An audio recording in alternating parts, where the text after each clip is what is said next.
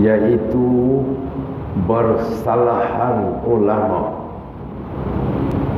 akan banyak bilangannya itu. Setengah daripada dosa yang wajib, yang besar yang wajib taubat daripada itu dosa batin yang tersebut dalam bahagi yang ketiga daripada kitab Sirah Salikin. Tersebut dalam membicarakan yang membinasakan hati amat banyak, tetapi disebut oleh Imam Ghazali yang tersimpan dalam 10. Pertama, syarrut ta'am, gelunjuk makan. Makan dengan gelunjuk itu pun tak boleh. Yang kedua, syarrul kalam, percakapan yang kotor, percakapan gemar bercakap, gemar berkata-kata. Ketiga, ghadab.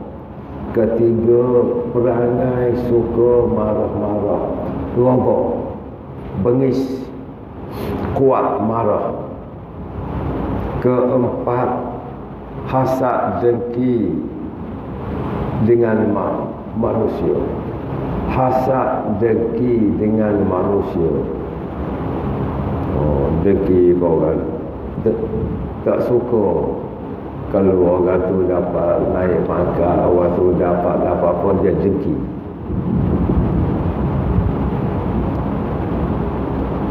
Kelima, bakhil, lokek, sayangkan harta. Lokek, bakhil, sayangkan harta daripada nak belanja ke jalan Allah. Lokek daripada nak belanja di jalan Allah.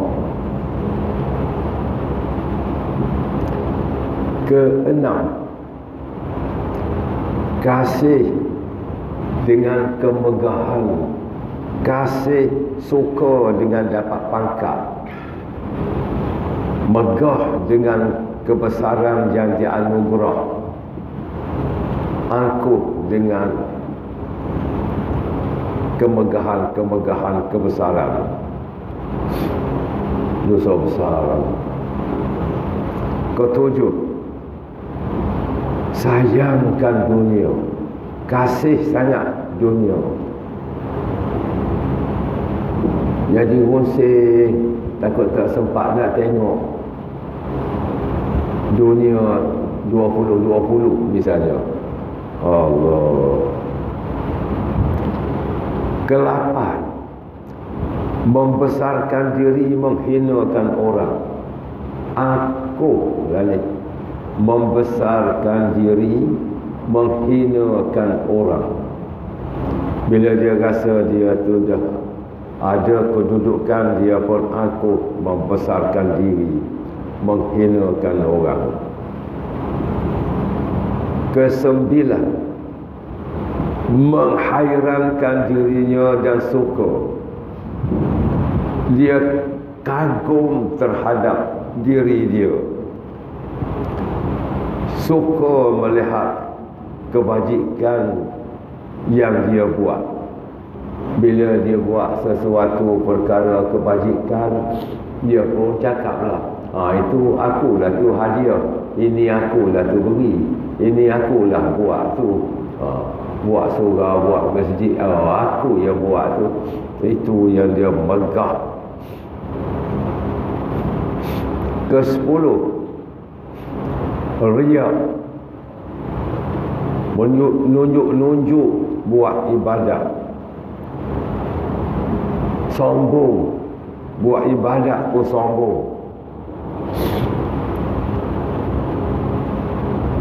Sekalian yang tersebut itu, iaitu setengah daripada dosa besar dalam hati. Itu dosa hati dia panggil, dosa besar dalam hati yang membinasakan manusia. Semua perangai-perangai yang telah disebut tadi membinasakan kepada Tuhan dia, membinasakan manusia. Tetapi kebanyakan manusia lalai daripadanya. Orang ramai terlupa apa yang telah dia buat. Sedikit orang mengetahui akan dia. Jadi orang yang tahu dia buat perkara tu adalah perkara sombong dan angkuh, dia tak sadar. Sebab apa? Sebab tidak bersungguh-sungguh, tak belajar betul-betul ilmu tasawuf dan tidak menjalani hukum Quran. Kerana inilah kata Imam Malik, man tafaqaha wa lam yatasawwaf faqad tafassaqa. Kalau siapa belajar hukum saja tetapi tidak belajar untuk membersihkan diri, maka dia jadi fasik. Kata Imam Ghazali, man laisa lahu nasibun al ilmil kaum, orang yang tidak tahu ilmu untuk membersih diri mungkin mati yang keadaan buruk. Setengah daripada dosa besar itu yang disalin oleh Imam Ghazali dalam kitab Ihya Ulumuddin daripada kitab Quwwatul Qulub, iaitu 17 pula, iaitu dosa besar lahir. Dosa besar lahir. Pertama, mensekutukan Allah Ta'ala daripada lainnya dalam ketuhanan. Yakni dia kata yang demikian itu kufur, syirik kepada Allah. Ini kufur. Siapa yang mensekutukan Allah selain daripada Allah tentang ketuhanan, maka kufur. Yang kedua, mengekalkan atas berbuat maksiat jikalau kecil sekalipun, sentiasa buat dosa hari-hari, walaupun dosa itu kecil jadi dosa besar. Kekal mengerjakan dosa walaupun dosa itu dosa kecil, maka dosa kecil menjadi besar. Macam ni lah, macam kita kumpul sikit daripada yang sedikit lama-lama jadi banyak lah. Begitu juga dosa kecil kita buat hari-hari jadi banyak lah, jadi dosa besar.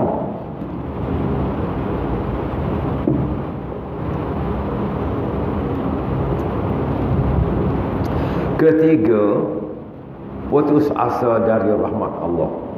Ini yang ketiga, putus asa dari rahmat Allah. Maknanya dia rasa dia ni sudah banyak dosa, dah tak ada harapan lagi, dah nak masuk surga. Macam mana pun dia kata dia sudah banyak jahat, maka baiklah kekal dengan jahat. Itu jadi kufur. Putus asa daripada rahmat Allah. Walau macam mana dosa, walau macam mana salah sekalipun, selagi tidak kufur, maka kita tetap yakin Allah boleh mengampun kita. Walaupun kita ni banyak dosa, selagi kita ni tetap berpegang kepada Quran, segala hukum Quran itu kita pegang, maka kita adalah tetap dikira kita orang beriman dan ahli syurga. Iaitu selagi kita pegang kepada segala hukum Quran. Kalau kita lari, itu jadi kufur lah. Keempat, sentosa ia daripada Allah, yakni tak takut. Ini pun dosa besar. Dia tak takut kepada seksa Allah, dia tak takut kepada seksa dalam kubur, dia tak takut yang Allah. Rasulullah dah beritahu, jangan kamu mati kufur. Apabila saja kamu dimasukkan ke dalam kubur, maka sebelum daripada orang di atas kubur yang mengendali jenazah tu balik, telah datang Munkar Nakir. Dan di dalam kubur itu Munkar Nakir soal, berbicara satu persatu. Setelah kamu didapati tidak tergolong golongan orang yang berpahala lebih banyak, maka masa itu dibuka 7 pintu neraka. Maka angin dari neraka yang amat panas akan menerkam masuk ke dalam kubur. 99 ekor ular, 99 talina, 99 ekor ular bisa. Ular yang amat bisa terkam masuk dalam kubur, menggigit-gigit, maka mengaung-ngaung sakit, mengaung-ngaung. Masa itu angin dari neraka pun bertiup dengan amat panas, dan diambil satu hamparan dari bara api, hamparan bara api diletakkan ke dalam kubur. Baringlah dia di atas bara api itu. Tilam bara api itu amat panas, sepanas-panas, maka menggelegak tubuh orang yang banyak dosa, orang yang tak bertaubat itu, menggelegak kubur orang syirik dan kafir itu, sehingga hancur tubuhnya dengan kepanasan. Maka tak takut dia je, tak takut kepada seksa Allah. Orang yang tak takut kepada seksa Allah ni, orang itu adalah berdosa besar. Berdosa besar. Yang keempat,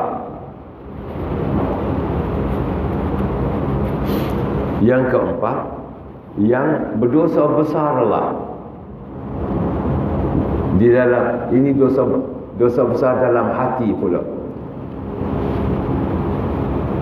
Semua tu. Itu yang keempat tu. Empat perkara tadi dosa besar dalam hati. Yang kelima, ini dosa hati dia bagi. Menuduh orang berbuat zina ataupun liwat. Kita kata ke orang tu berzina, tak boleh cakap begitu, tak boleh. Ataupun orang itu berliwat, tak boleh. Walaupun katalah betul, tak boleh. Kita tak boleh cakap, sebab itu dosa besar. Itu dia dengan Allah Ta'ala, bukan kerja kita. Itu kerja dia dengan Allah Ta'ala. Walaupun kita tengok, tak boleh. Kita kata Mak Daud pergi berjalan-jalan, tengok orang berzina. Tak boleh kata, tak boleh tuduh, tak boleh. Suatu hari Sayyidina Umar menjadi khalifah. Dia berjalan dalam kampung, dalam negeri. Sayyidina Umar sendiri ini khalifah ni. Berjalan, maka Sayyidina Umar terserempak dengan orang berzina tepi jalan. Dalam kampung orang tak ada. Sayyidina Umar jumpa dengan orang sedang berbuat zina tepi jalan. Terkejut Sayyidina Umar. Dia pun balik balik ke Madinah lah, balik ke rumah lah. Rumah dia dekat Masjid Haram juga, dekat Masjid Madinah. Rumah Sayyidina Umar tu dekat Masjid Madinah juga. Dia panggil Masjid Umar. Sekarang tak ada ziarah lagi. Dia baliklah ke rumah dulu dan pergi ke Dewan Musyawarah Masjid. Dia panggil sahabat-sahabat, panggil ramai-ramai kerana ada kes ada. Sayyidina Umar pun kata, apa hukum tuan-tuan sekalian kalau ada, dengar baik-baik dia ada, kalau ada orang yang ternampak orang berzina tepi jalan, apa hukum? Ketahuan sahabat-sahabat ketahuan. Sayyidina Ali senyum. Sayyidina Ali pun jawab, mudah tuanku. Sekarang tuanku bawa 4 orang saksi, kita rejam. Kalau tuanku tak bawa 4 orang saksi, berarti tuanku menuduh orang berzina. Maka tuanku kita rotan 80 rotan. Ya, kata Sayyidina Umar. Aku tak kata aku nampak. Aku tanya apa hukum kalau ada orang melihat orang berzina. Aku tidak kata, aku tak buat tuduhan. Aku kata kalau ada orang lihat. Aku tak kata aku lihat. Habis segitu. Sayyidina Umar sendiri pun tak boleh buat apa-apa. Padahal dia hanya khalifah, kuasa 100%. Tapi hukum Quran mengatasi segala-gala. Kata sahabat, kalau tuan kita hukumkan orang itu rejam kerana tuan lihat, berarti kita hukum dengan penglihatan mata tuan. Quran kata kena ada 4 orang saksi. Kalau kita hukum dengan yang tuan cakap tu, berarti kita tinggal hukum Quran. Hukum dengan apa yang tuan tengok. Adakah kita nak hukum dengan Quran ataupun dengan hukum dengan apa yang tuan lihat? Siapa tidak menghukum dengan hukum Quran maka kufur. Faman lam yahkum bima anzalallah fa ulaikumul kafirun. Kafir. Sayyidina Umar kata aku tak kata aku tengok. Cuma aku nak tanya apa hukum kalau ada orang lihat. Dah tak ada apa-apa. Saksi-saksi tak ada. Habis begitu saja. Sebab tu tak boleh nak tuduh-tuduh. Tak boleh. Tak boleh kita nak kata gitu, kata nak sedap mulut aja. Tak boleh. Ingatlah, jangan buat-buat. Cakap selalu, cakap benda bukan-bukan. Kalau kita tengok pun tak boleh kita nak cakap kat orang. Tak boleh. Senyap saja. Senyap saja, jangan gitu nak cerita sana, cerita sini. Tak boleh. Kalau kita cakap tak bawa 4 saksi, kita kena rotan 80 rotan. Nak ambil saksi kat mana? Yang kedua, buat apa kita nak menyusah-nyusah ke diri dia? Lah, senyap. Itu dia. Jangan tuduh-tuduh. Atau liwat. Tuduh orang berliwat pun tak boleh. Liwat pun tak boleh. Keenam, naik saksi dengan berdusta. Kita bersumpah menjadi saksi padahalnya bohong, itu tak boleh. Naik saksi dengan berdusta, berdosa besar. Ketujuh, melakukan ilmu sihir untuk menyakiti orang atau supaya orang bergaduh suami isteri. Guna ilmu sihir nak menyakiti orang, oh tak boleh. Ilmu sihir ini sebenarnya syaitan. Sihir-sihir ini ilmu tu ia syaitan, bukan iaitu asalnya begini. Zaman dulu syaitan ni dia boleh naik ke langit, tengok di Lauh Mahfuz apa yang berlaku, apa akan berlaku. Daripada situ dia dapat maklumat, dia turun ke bumi, dia akan beri kepada orang yang bela dia, orang yang bela. Allah Ta'ala beri jaminan syaitan tak ada kuasa melainkan ke atas orang yang mengikut dia. Syaitan tak ada kuasa melainkan orang yang mengikut dia. Orang yang mengikut dia, dia ada kuasa. Sebab tu kita gini, kalau kita nak berjalan, nak apa, kena baca doa lah. Bila nak berjalan tu, baca doa, baca Fatihah. Dan kata dengan sahabat saya, dia kata bila baca selalu, belum tidur nak terbangun, baca selalu. Sekurang-kurang pun baca Qul huwallah 3 kali. Lepas tu baca Qul a'udzu birabbil falaq, baca Qul a'udzu birabbin nas, lepas tu baca Fatihah dan sekali ayat kursi. Baca, insya-Allah dia kata tak apa, tak adalah kena insya-Allah. Tapi kalau kita rasa tempat kita takut, itu tak boleh tu.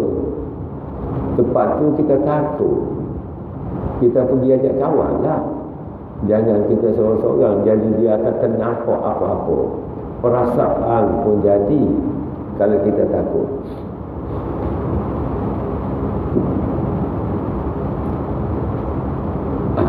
Ada tu ustazah juga lah dia. Daripada sini kakak ipar dia kerja JPJ. Dia daripada Selamat, dia ke mana nak pergi ke Kuantan mana malam dia atau berbalik. Ada lembu, dia break kereta tak langgar lembu, tapi kereta berhenti tepi jalan kat simpang Pemalis. Dia berhenti, lembu lepas. Lepas tu dia pun balik, tidur malam. Dia dengar suara, ada orang kata, kau nak langgar aku, kau nak langgar aku ni, nanti aku tampar buta mata. Esok tak nampak mata, tak nampak mata. Jadi Asyik tu kakak ipar dia, anak murid saya, telefon saya. Saya kata nanti dulu. Saya telefon kepada Puan Lumpur lah, kawan-kawan saya di sana. Kata satu orang anak murid saya yang Pak Pia itu, dia kata kawan saya, dia kata suruh baca surah ni 3 surah. Saya dah lupa. Dia baca seminggu, nampak balik. Jadi kalau kita malam-malam tu kita kena beringat juga lah. Tak boleh kita nak tak beringat syaitan kan. Maka sebab tu sihir. Jadi kalau ilmu sihir ni begini sajalah. Kalau kita ni jangan percaya pada syaitan tu, syaitan tidak ada kuasa pada kita. Ilmu sihir.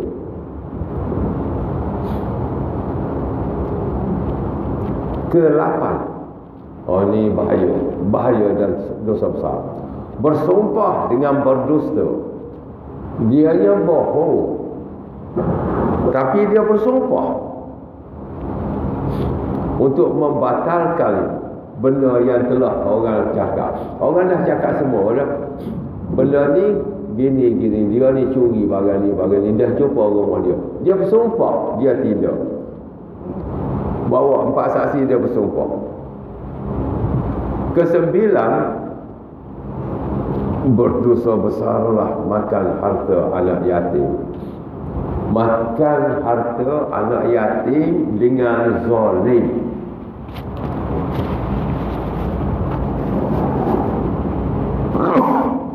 Makan harta anak yatim dengan zalim, berdosa besar.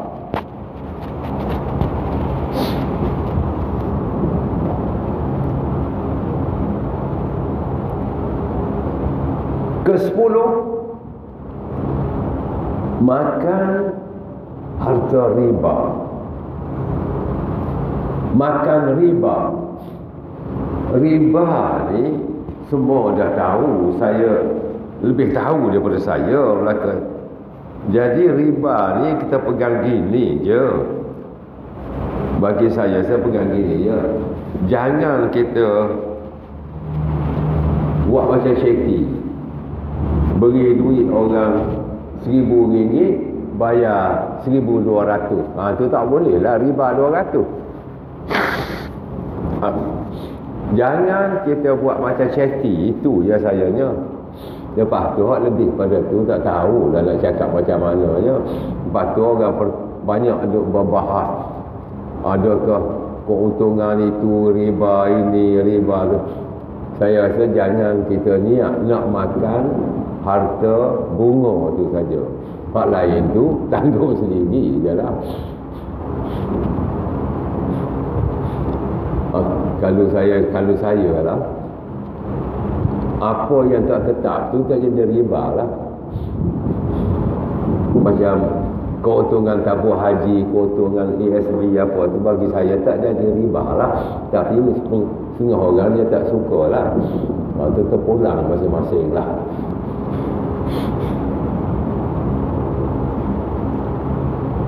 Meminum segala yang memabuk. Minum segala yang memabuk. Minum segala yang memabuk. Termasuklah arak apa. Dulu gini, asal arak ni air buah tamar, air buah kurma asalnya. Arak asalnya air buah kurma di negeri Arab. Kemudian dibuat daripada buah anggur, buah apa. Kalau dari buah kurma, dia panggil khamar. Innamal khamru wal maisir tu, itu khamar. Khamar tu air buah tamar. Kemudian sekarang ni air anggur. Air anggur tu dalam bahasa Arab panggil nabis. Nabis tu adakah haram atau tidak?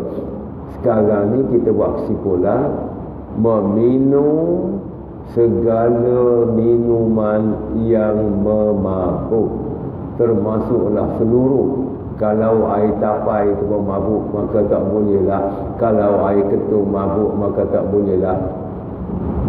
Kesimpulannya, semua benda yang memabuk kita namakan arak. Itu je lah sekarang ni. Tak usah duk minum lah. Minum buat apa. Ke-12, berzina. Berzina ni memanglah ada dalam nas, dosa besar. Tak boleh berzina. Tak boleh. Sebab tu Allah Ta'ala suruh, hendaklah kamu bernikah. Itu berkahwin, nikah kahwin. Bila nikah kahwin itu bukan dosa, pahala besar. Sehingga Rasulullah kata, kamu ni nak bersama isteri bulan malam Jumaat pun tak nak. Padahalnya perintah Allah, pahala besar kalau siapa bersama dengan isteri malam Jumaat. Tapi tak nak pula. Sebab apa? Sebab benda halal, benda perintah, benda baik, tak nak. Dah isteri dah ada, tak nak pula. Tiba-tibanya apa? Nak pergi cari, nak berzina. Itu perangai manusia. Nak buat macam mana? Manusia dia macam tu. Dah tentu dah isteri molek-molek apa, boleh pala lagi, molek lagi, bersih lagi. Tak nak pergi tempat yang tak elok. Serupa gini lah. Tandas rumah molek-molek lagi. Nak pergi masuk tandas awam kat kotor kat padang. Oh, tak boleh.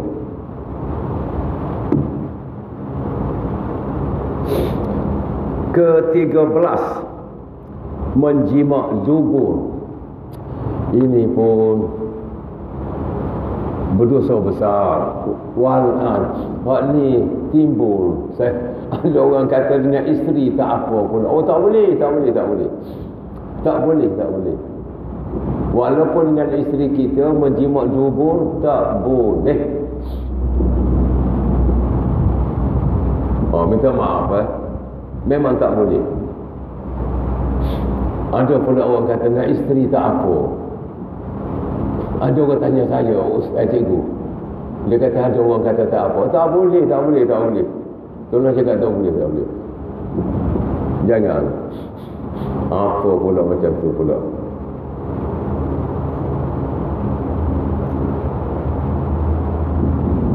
Ke-14, membunuh manusia. Ke-15, mencuri. Ke-16, lari di medan perang. Kita sedang berperang di medan perang, kita lari. Dosa besar. Ke-17, dosa besar yang di dalam sekalian badan tadi, iaitu ke-17, derhaka kepada ibu bapa.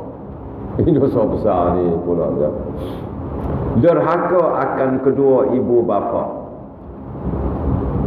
Dosa besar. Macam mana nak buat sekarang ya? Orang sekarang dia tak nak bela orang tua. Mak bapak dia tua tak nak bela. Dia pergi hantar kat rumah orang tua. Pergi hantar kat rumah orang tua tu. Orang tua sedih lah. Tak boleh jangan buat derhaka. Dosa besar, derhaka kepada ibu bapa. Derhaka kepada ibu bapa, dosa besar. Demikian disalin oleh Imam Ghazali dalam kitab Quwwatul Qulub.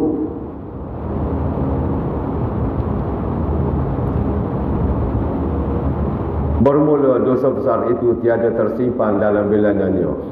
Jadi dosa besar ni banyak. Cuma disusun itu sebahagian. Dan barangkali lebih daripada itu. Lebih banyak daripada itu lagi. Termasuk dosa besar juga ialah meninggal memberi zakat. Tak nak keluar zakat pun tak boleh. Merampas akan harta orang pun tak boleh. Mengambil harta orang dengan tak sebenar tak boleh. Ambil harta orang dengan tidak sebenar. Kata lagu ni, tanah tu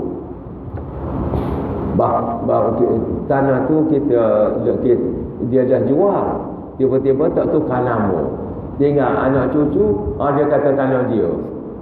Sebab apa? Sebab dalam rekod tak ada nama pembeli. Ambil harta cara tak betul. Setengah daripada dosa yang besar juga, iaitu mengumpat ke orang pun tak boleh.